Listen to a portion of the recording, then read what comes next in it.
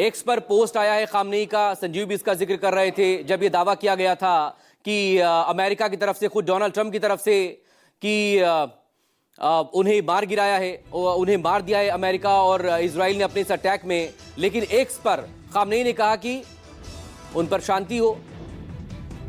Iran का दावा है कि खामनेई जिंदा हैं और चाहे वो अल जजीरा हो या फिर रॉयटर्स हो, ऐसे तमाम जो इंटरनेशनल सोर्सेज हैं या मीडिया हाउसेज हैं, उनसे लगातार ईरान की तरफ से, चाहे वो उसके विदेश मंत्री हो, विदेश मंत्रालय के प्रवक्ता हो या बाकी और लोग हों, वो लगातार यही समझाने और बताने की कोशिश कर रहे हैं कि जो सुप्रीम लीडर है यानी कि आयतुल्लाह अली खामनेई हैं, वो पूरी तरह से सुरक्षित हैं। सेफ हाउस में वो इस वक्त मौजूद है। कमांड सेंटर के लगातार वो कांटेक्ट में है, उन्हीं के निर्देश पर सब कुछ हो रहा है। अगर नुकसान हुआ है तो उनके जो करीबी हैं, जिसमें उनकी बेटी है, उनके दामाद है, उनकी पोती है, उनकी मौत की खबरें, उनकी शहादत की खबरें जरूर यहां पर इसकी वो पुष्टि कर रहे हैं। लेकिन दूसरी तरफ अब तक करीब 200 के आसपास लोग जान गंवा चुके हैं ईरान में, जिसमें 85 से ज्यादा वो स्कूली छात्राएं हैं जिन पर कल दोपहर के वक्त में अटैक हुआ था और वो स्कूल में उस वक्त मौजूद थे, उनकी मौत हुई थी। संजीव, एक अपडेट इस पर आपसे चाहेंगे कि अब दूसरे दिन में ये जंग एंटर अब यहां पर कर चुकी है और लगातार बीती रात 9 अलग अलग जगहों पर ईरान ने बमबारी की है। उसमें यरूशलेम भी अब आ गया है, उसकी भी कुछ तस्वीरें सामने आई हैं। तेल अवीव को भी लगातार उसने टारगेट पर रखा है। बहरीन से लेकर जॉर्डन, कतर से लेकर तमाम यहां पर हो रहा है।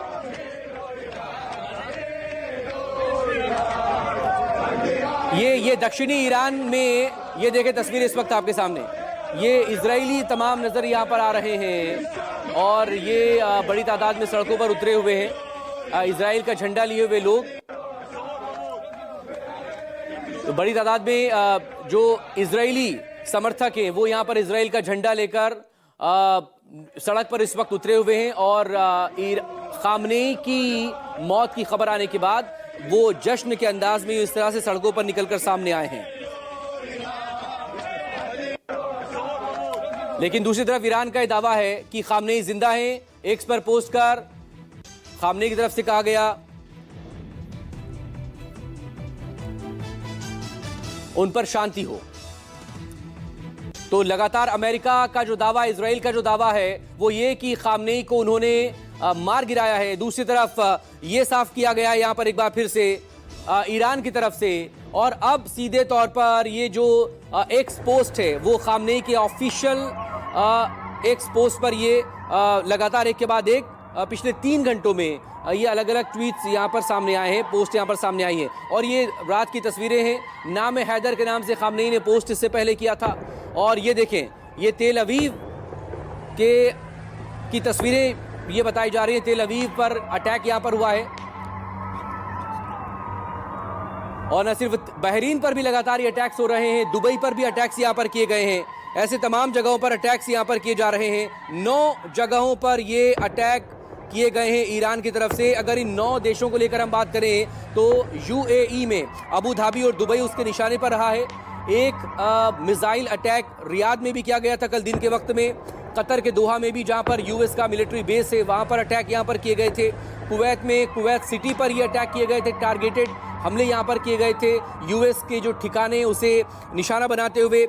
जॉर्डन में भी मुवाफक सल्ती एयरबेस जो है, जहां पर कि यूएस का मिलिट्री बेस है, एयर बेस है, उसे टारगेट करते हुए ये अटैक किए गए हैं। क्योंकि जॉर्डन से ही अगर ईरान की तरफ से कोई अटैक होता है तो वो जॉर्डन होते हुए ही इस मिसाइल को पहुंचना होता है इजराइल पर। और जॉर्डन की तरफ से लगातार पिछले बार भी देखा गया था, वो इन हमलों को, इन मिसाइल अटैक्स को नाकाम करने की कोशिश अपने एयर डिफेंस सिस्टम के बदौलत करने की कोशिश करता है।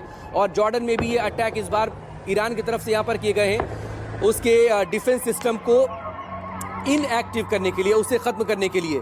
इस सब के बीच इजराइल में तेल अवीव और यरूशलेम पर फ्रेश अटैक्स की खबरें सामने आई हैं।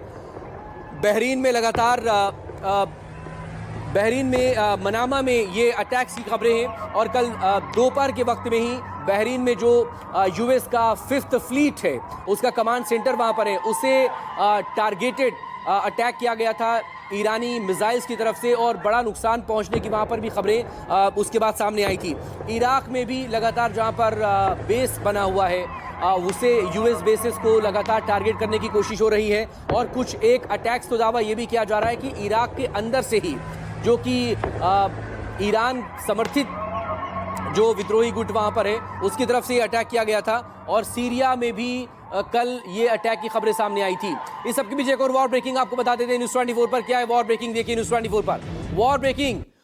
ईरान का दावा, सैकड़ों लोग मारे गए हैं, अमेरिकी सैनिक मारे गए सैकड़ों, और ये सैकड़ों अमेरिकी सैनिक मारे जाने का दावा ईरान की तरफ से किया जा रहा है ऐसे वक्त में जबकि तमाम मिडिल ईस्ट के जो अमेरिकी मिलिट्री ठिकाने हैं उस पर टारगेट करते हुए ये हमले यहां पर किए गए हैं ईरान की तरफ से।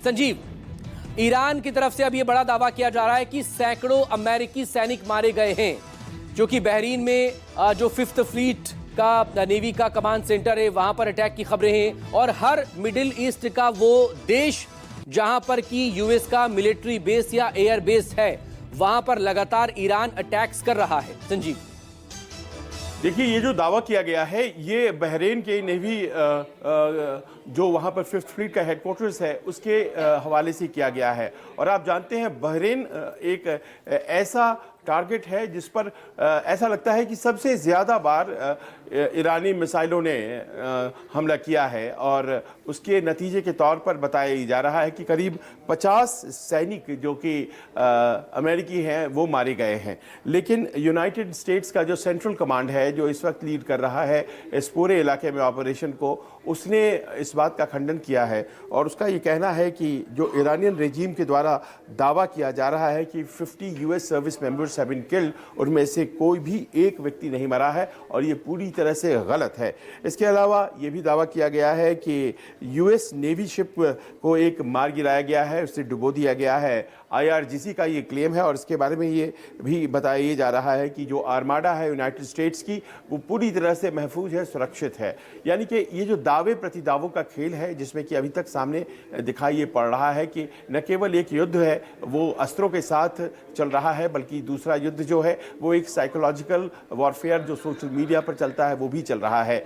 खामेनेई के जिंदा होने की बात एक तरफ से कही जा रही है, दूसरी तरफ से उनके मरने की बात कही जा रही है। और जब ये बात अमेरिकन से पूछा जा रहा है कि उनके ट्विटर हैंडल तो एक्टिव है, तो उनका ये कहना है कि देखिए, खामेनेई मारे गए हैं, उनके ट्विटर हैंडल के जो एडमिन हैं वो थोड़ी ना मारे गए हैं। तो कुछ इस तरह की बातें कही जा रही हैं। अब किनके दावों पर विश्वास करें ये समझ नहीं है आता, लेकिन ये ज़रूर है कि कुछ आने वाले घंटे इस बात के लिए बहुत निर्णायक साबित होंगे कि आखिरकार वस्तुस्थिति इस वक्त मिडल ईस्ट में क्या है। जी, कोई भी जब एक नया वॉर फ्रंट खुलता है तो 72 घंटे बेहद अहम माने जाते हैं संजीव, और अभी तो 24 घंटे पूरे होंगे, वो भी 2-3 घंटे बाद, ये या फिर भारतीय समय के मुताबिक दोपहर 12 बजे के आसपास 24 घंटे यहाँ पर पूरे होंगे। क्या यही एक बड़ी वजह है कि जो बैक टू बैक अटैक्स हैं वो इजराइल और अमेरिका की तरफ से हो रहे हैं, ईरान को टारगेट करते हुए, और इसी तरह का जो रिटेलिएशन है वो पूरे मिडिल ईस्ट में इजराइल को टारगेट करते हुए, मिलिट्री बेस यूएस के ठिकानों को टारगेट करते हुए वो ईरान भी लगातार कर रहा है, और fresh attacks early in the morning वहां पर रिकॉर्ड किए गए।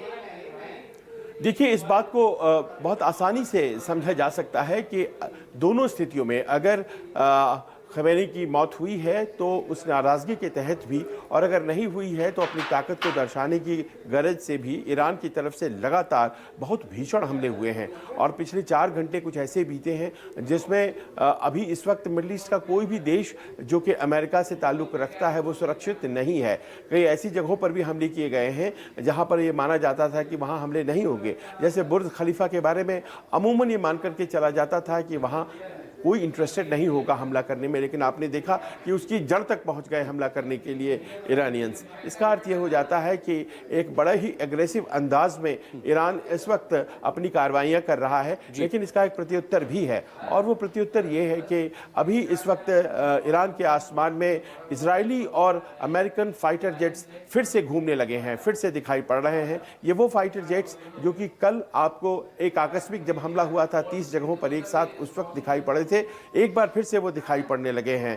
इस बार उनकी मंशा क्या है, वो क्या करना चाहते हैं, अभी कुछ समझ नहीं आई है बात। लेकिन फिर से ईरान के आसमान में इजरायली और अमेरिकी फाइटर जेट्स का होना अपने आप में एक बहुत बड़ा ये इंडिकेटर है कि कुछ और एक्शन बाकी है। अब रहा सवाल ये कि आयतुल्ला ख़ुमैनी की मौत को लेकर के जो रहस्य बन गया है वो आखिरकार किस तरह से वो अनरावल होगा। लेकिन उसमें एक बात कही जा रही है और वो ये है कि एक बड़ी विश्वसनीय है संस्था फार्स न्यूज़ एजेंसी ईरान की, उसके हवाले से खबर है कि उनकी बेटी, उनके दामाद और उनकी पोती की मौत हुई है, उनकी नतनी की मौत हुई है, उनके ग्रैंड डॉटर की मौत हुई है। और ये बात ईरानी न्यूज़ एजेंसी ही कह रहे हैं।